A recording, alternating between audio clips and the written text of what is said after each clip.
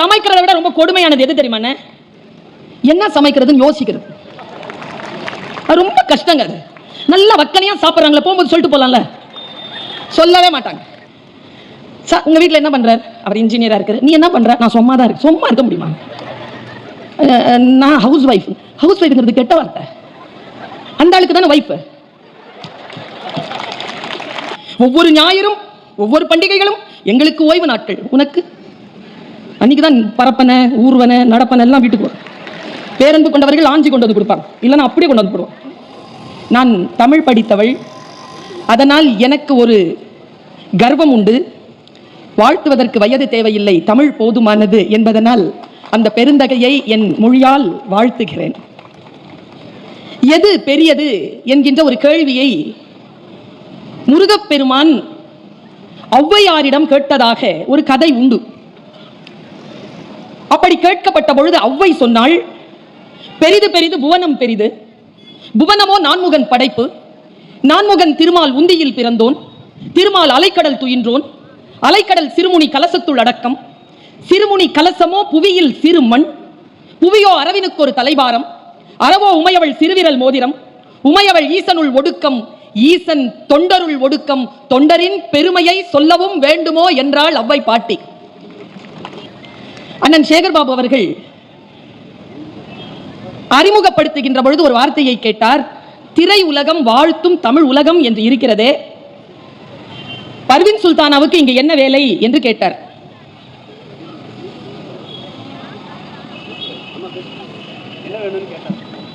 பர்வீன் சுல்தானாவுக்கு இங்க என்ன வேலை? ஒருவேளை வருங்காலத்தில் அவர் திரையுலகில் போக இருப்பதற்காக இந்த வாய்ப்போ என்று கேட்டார். நான் உடனடியாக திரும்பி அவைக்கு பின்னால் இருக்கும் பதாகையை பார்த்தேன். அதில் மிகச் சிறப்பாக எழுதப்பட்டிருக்கிறது, கலை உலகம் வாழ்த்தும் தமிழ் உலகம் என்று.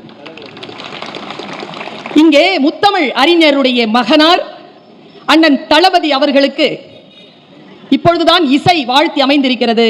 இதோ இயல் கலை வாழ்த்தி கொண்டிருக்கிறேன். இப்பொழுது எனக்கு பின்னால் நாடக கலை வர இருக்கிறது. இயல் இசை நாடக கலை உலகமே வாழ்த்துகின்ற தமிழ் பெருவிழாவாக நான் இந்த நிகழ்ச்சியை பார்க்கிறேன் என்று அண்ணன் அவர்களுக்கு தெரிவித்துக் கொள்கிறேன். என்ன பேசலாம்? நம்முடைய தளபதியார் அவர்கள் பேசப்படக்கூடிய ஒரு மிக அற்புதமான வாய்ப்பை இந்த உலகம், இந்த காலம் அவருக்கு அளித்திருக்கிறது. தலைமை பொறுப்பை காலம் யாருக்கு வேண்டுமானாலும் தரும். அது எதை கணித்துக் கொள்கிறதோ அவர்கள் கையிலே அந்த மணிமகுடத்தை சூட்டும். ஆனால் என்ன பெரிய பொறுப்பு தெரியுமா?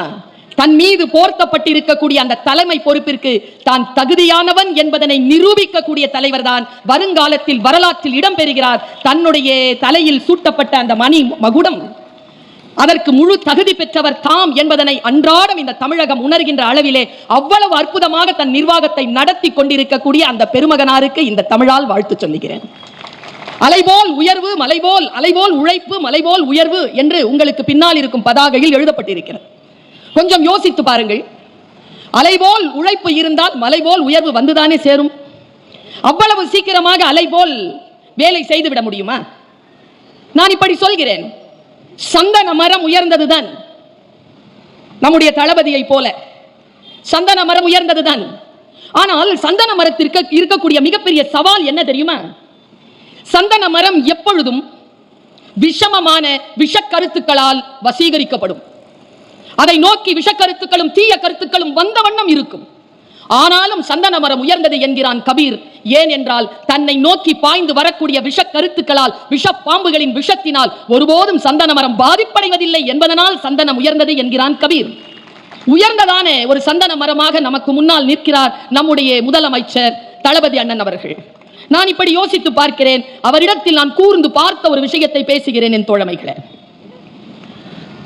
இதற்கு முன்னால், இந்த பொறுப்பு அவருக்கு வருவதற்கு முன்னால், இந்த சமூகம் அவரை மிக எளிதான வாழ்க்கையை வாழ்க்க அனுமதிக்கவில்லை. மிகப்பெரிய போராட்ட களத்தில் அவர் இருந்தார். அவர் ஜெயித்ததற்கு ஒரு காரணம் உண்டு. அந்த காரணத்தை ஒரு ஆசிரியராக நின்று நான் யோசிக்கிறேன். என்னுடைய கல்லூரியில் நான் பணிபுரிகின்ற இந்த நேரத்தில் நாங்கள் சில விருதுகளை பெற்றோம். அப்பொழுது எங்களுக்கு பேச வந்த எங்களுடைய கல்லூரி தலைவர் ஒரு விஷயத்தை சொன்னார். நான் அதை இந்த மக்களுக்கு கடத்தி விட்டு போகிறேன். நாம் ஏன் எப்படி ஜெயிக்கிறோம் தெரியுமா? இது அவருக்கானது மட்டுமல்ல, தளபதிக்கான ஒரு அவர் செய்து கொண்டிருக்கக்கூடிய பணி அல்ல மட்டுமல்ல, இங்கே குழுமி இருக்கக்கூடிய அத்தனை கழக தோழர்களுக்கும் உடைய ஒரு விஷயத்தை நான் சொல்லுகிறேன்.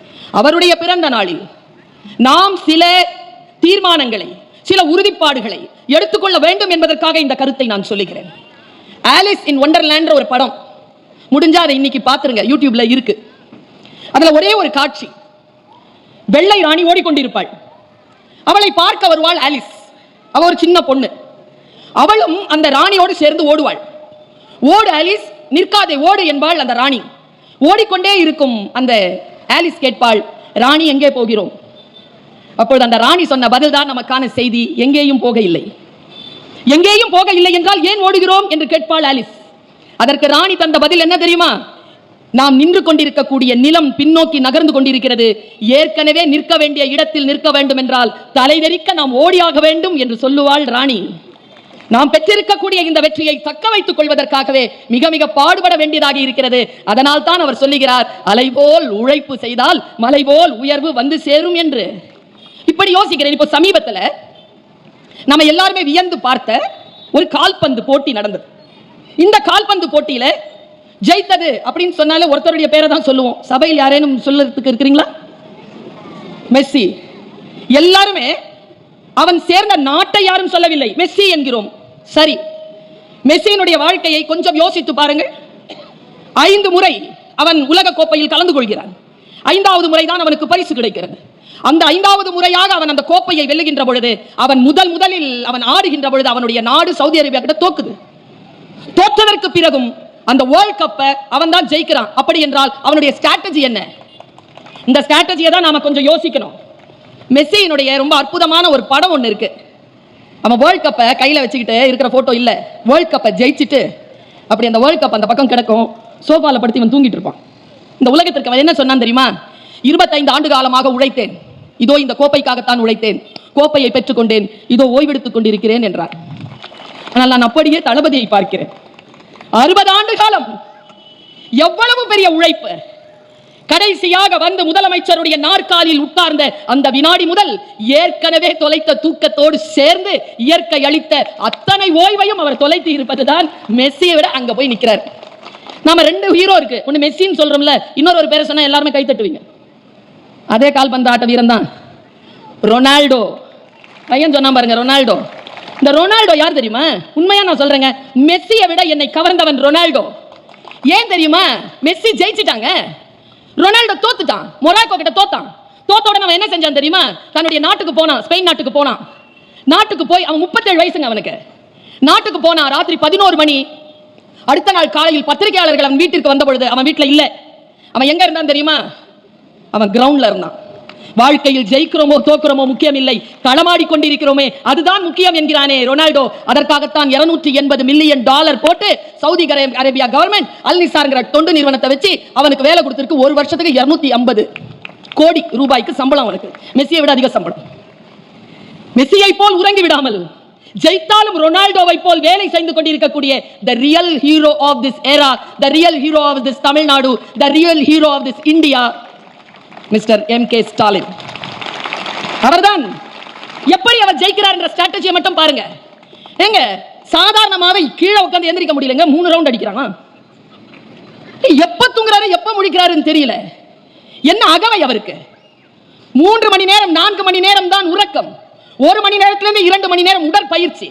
மற்ற நேரங்கள் எல்லாம் மக்கள் மக்கள் மக்கள் மக்கள் என்றே வாழ்ந்து கொண்டிருக்கக்கூடிய அவருடைய பிறந்த நாளை மனிதநேய திருநாளாகத்தானே கொண்டாட முடியும். வேற எப்படி கொண்டாடுவார்? நான் ஒரு பெண்க, நான் எப்பொழுதும் சொல்லுவேன், நான் ஏன் திராவிட முன்னேற்ற கழகத்தில் பேசணும்?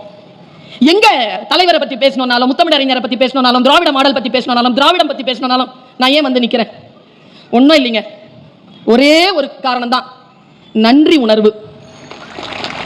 இந்த கழகம் மட்டும் இல்லை என்றால், இந்த தலைவர்கள் மட்டும் இல்லை என்றால் நான் ஒரு பேராசிரியராக இருக்க முடியுமா? உலகம் சுற்றுகின்ற பேச்சாளராக இருக்க முடியுமா? சுயமரியாதை பெற்ற ஒரு பெண்ணாக இருந்து விட முடியுமா? அவர்களால் பெற்ற பலன் அதிகம். ஒரு பெண்ணுக்கு இருக்கக்கூடிய சவால் ரொம்ப அதிகம். இப்போ கரெக்டான நேரத்துக்கு லேட்டா வந்தார் பாருங்க பார்த்திபன். அவர் வந்து பக்கத்தில் உட்கார்ந்து என்கிட்ட கேட்கிறாரு, சீக்கிரமா வந்துட்டீங்களோ? நான் சொன்ன இந்த கேள்வியை நீங்க என்கிட்ட கேட்காம இருக்கலாம். நான் டீச்சர் இல்லையா, இப்படிதான் சபையில சொல்லுவேன். பார்த்திபன் வந்து இங்கு நின்று பேசுவதற்கும், மாண்புமிகு அமைச்சர் வந்து நின்று பேசுவதற்கும் இடையிலே இருக்கக்கூடிய பாரிய வேறுபாடு பர்வீன் சுல்தானாவும் நித்யஸ்ரீயும் இங்க வந்து பேசுவது. ஒரு பெண்ணாக இருந்து புலம் பெயர்ந்து ஒரு இடத்திலிருந்து இடம் வந்து சேர்ந்து ஒரு மனிதரை பற்றி பேசுவதற்கான ஆற்றலும் தைரியமும் யார் கொடுத்தது? இந்த அரசு கொடுத்தது. இந்த அரசு கொடுத்துச்சு. இந்த சுயமரியாதையான வாழ்க்கையை நான் வாழ்கிறேன். நான் மட்டுமல்ல, என்னுடைய தகப்பனார் மரணம் அடைகின்ற பொழுது என் கையை பிடித்துக் கொண்டு ஒரு விஷயத்தை சொன்னார். அம்மா, நீ நல்லா படிச்சுட்ட, PhD வரைக்கும் வாங்கிட்ட, ஒரு கல்லூரியில பேராசிரியரா இருக்க.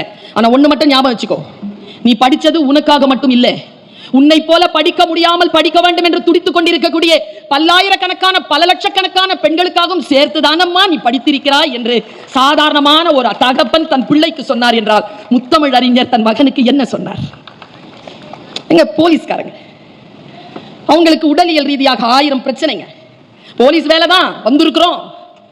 ஆனாலும் இந்த விஐபிஸ் வராங்கன்றதுனால 4 மணி நேரம் 5 மணி நேரம் நிக்க முடியாதுயா, ரோட்ல நிக்க முடியாது. எத்தனையோ உடல் உபாதைகள். வந்த உடனே கழுத்து போட்டாரே மனுஷன். காவல்துறையை சார்ந்த எந்த பெண்களும் இந்த சாலையில் அதிக நேரம் நிற்கக்கூடிய பணியில் இருந்து விலக்கு அளிக்கப்படுகிறார்கள். இது ஒரு பெருந்தகப்பன் தானே செய்ய முடியும். அந்த பெருந்தகப்பன் தானே நமக்கு அமைச்சராக வந்து வாய்த்திருக்கிறார், முதலமைச்சராக வந்து வாய்த்திருக்கிறார். எனக்கு பல நாட்களா ஒரு சிந்தனை உண்டு. அண்ணன் அமைச்சர் அவர்களை மன்னிக்கணும். என்னன்னா, இந்த ஆண்கள் இருக்காங்க இல்லையா, பெண்களை அவ்வளோ சாதாரணமா வளர விடுறதில்லை. எனக்கு தெரிஞ்சு இந்த அகில இந்தியாவிலேயே சுயமரியாதையோடு பெண்கள் வந்து நின்று அரசியல் களமாட முடியும் என்றால் அதற்கான இடம் அளித்திருக்கக்கூடிய ஒரு கழகமாக திராவிட முன்னேற்ற கழகம் திகழ்கிறது என்பதற்காகவே நான் பெண்கள் சார்பில் நன்றியை தெரிவித்துக் கொள்கிறேன். 33 விழுக்காடு கொடுக்கறதுக்கே யோசிக்கிறீங்க. இந்த 50 சாரிக்கு சாரி வா அப்படின்னு போட்டார் பாருங்க. நாங்க அதுலயும் சேர்த்து 56 வந்துட்டோம்.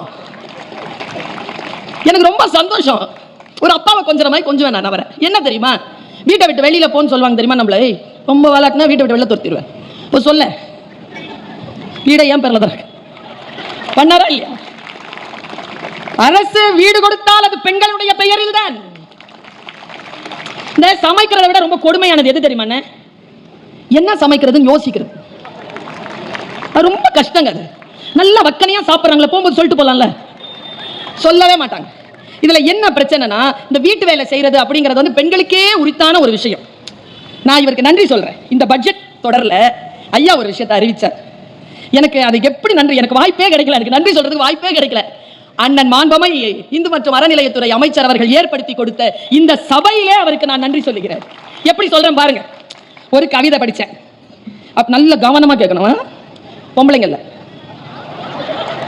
நீங்களாம் தான் கவனமா கேட்க. எனக்கு பல நேரங்களில் ஒரு கேள்வி புரியறதே இல்லை. பெண்களே, உங்க வீட்டில் என்ன பண்றாரு? அவர் இன்ஜினியரா இருக்காரு. நீ என்ன பண்ற? நான் சும்மா தான் இருக்கு. சும்மா இருக்க முடியுமா? நான் ஹவுஸ் வைஃப். ஹவுஸ் வைஃப்ங்கிறது கெட்ட வார்த்தை. அந்த ஆளுக்கு தானே வைஃப். ஹவுஸ்க்கு வைஃபா இருக்க முடியும்? அப்படி பண்ணி வச்சிருக்காங்க நம்மள. சிந்திக்கவே விடுறதில்ல. எப்படி போவ வேலைக்கு? எப்படி போவ? போறேன். என் பெருந்தகப்பன் எனக்கு என்று பேருந்தை அமைச்சிருக்கிறார். போறேன், போயிட்டு வரேன். உங்ககிட்ட கேட்க மாட்டேன் காசு கொடுன்னு. சம்பாதிக்கிற காசு தான் வாங்கிடுறிய. பயணத்துக்கு கொடுக்குறியா? கொடுக்கல. போறேன், எங்க அப்பா கொடுக்கிறார், போறேன். இப்படிதானே இருக்கிறோம் பாருங்க. பெண்களுடைய வலியை புரிந்து கொள்கின்ற ஒரு தலைவன் தானே நமக்கு நிரந்தர முதல்வராக இருக்கணும். என் வலியை புரிந்து கொள்கின்ற அந்த தலைவனுக்கு என்னுடைய வாழ்த்துக்கள். என் வலியை நான் சொல்லுகிறேன் பாருங்க. ஒரு ஆண் சொல்லுகின்ற ஒரு கவிதை. நான் பல் துலக்குகிறேன், நீ பாத்திரங்களை புதுப்பிக்கிறாய். நான் செய்தித்தாளில் செய்திகளை சேகரிக்கிறேன், நீ வீட்டில் குப்பைகளை பெருக்குகிறாய். நான் உடலை சுத்தம் செய்கிறேன், நீ ஆடைகளின் அழுக்குகளை பிரித்துக் கொண்டிருக்கிறாய். நான் பசியார வயிற்றை நிரப்புகிறேன், நீ பாத்திரங்களை நீரால் நிரப்புகிறாய். நான் அலுவலகம் கிளம்புகிறேன், நீ பிள்ளைகளை சீருடையில் அனுப்பிவிட்டு என் முறைக்காக காத்திருக்கிறாய். நான் இரவு வீடு திரும்புகிறேன், நீ இன்னும் திரும்பவில்லை சமையலறையில் இருந்து. நான் தூங்கச் செல்கிறேன், நீ கதவின் தாழ்பால்களையும் எரியும் மின்விளக்குகளையும் பிள்ளைகளின் போர்வைகளையும் சரிபார்த்து விட்டே படுக்கையில் விழுகிறாய். ஒவ்வொரு ஞாயிறும் ஒவ்வொரு பண்டிகைகளும் எங்களுக்கு ஓய்வு நாட்கள். உனக்கு அன்னைக்குதான் பரப்பனை ஊர்வனை நடப்பனை எல்லாம் வீட்டுக்கு வரும். பேரன்பு கொண்டவர்கள் ஆஞ்சி கொண்டு வந்து கொடுப்பாங்க, இல்லைன்னா அப்படியே கொண்டு வந்து போடுவோம். ஆஞ்சி சமைச்சிக்கணும். உறவு வீட்டு விழாக்களில் எங்களிடத்தில் நீ. ஒரு ஆண் சொல்றாங்க தன் மனைவியை பத்தி. கல்வி கூடங்களில் என் பிள்ளைகளுக்கான கேள்விகளுக்கான பதில் நீ. சோக நிகழ்வுகளில் கண்ணீர் சிந்தியபடி நீ. என் பிரதிநிதியாக என் குலதெய்வ கோயில்களிலும் நீ. என் வாழ்க்கை தோழியே. இப்போதெல்லாம் நான் வேலை செய்கிறேன் என்று சொல்லவே தயக்கமாக இருக்கிறது. கடிந்த பொழுதின் உன் ஒற்றை பதிலால்.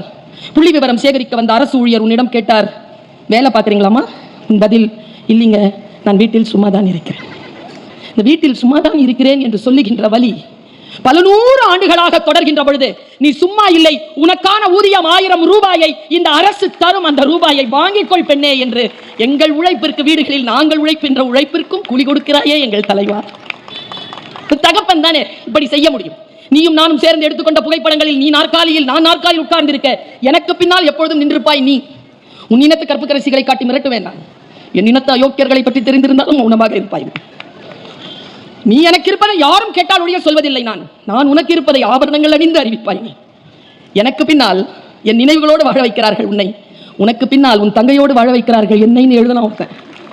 இன்னைக்கு அந்த விஷயம் எல்லாம் செல்லுபடி ஆகாது சாமியோ. எங்கள் ஆட்சி நடக்கிறது, எங்கள் திராவிட மாடல் ஆட்சி நடக்கிறது. அந்த ஆட்சியின் தலைமை பொறுப்பில் இருக்கக்கூடிய நீங்கள் இன்னும் பல்லாயிரம் ஆண்டுகால புகழ் பெற்று வாழ வேண்டும். உங்களுக்கான தேக ஆரோக்கியமும் உங்களுக்கான நீண்ட ஆயுளும் எங்கள் அன்றாட பிரார்த்தனைகளில் இருக்கிறது என் பெருந்தகப்பனே என்று சொல்லி உங்களுக்கு என்னுடைய வாழ்த்துக்களை சொல்லி நிறைவு செய்கிறேன். நன்றி, வணக்கம்.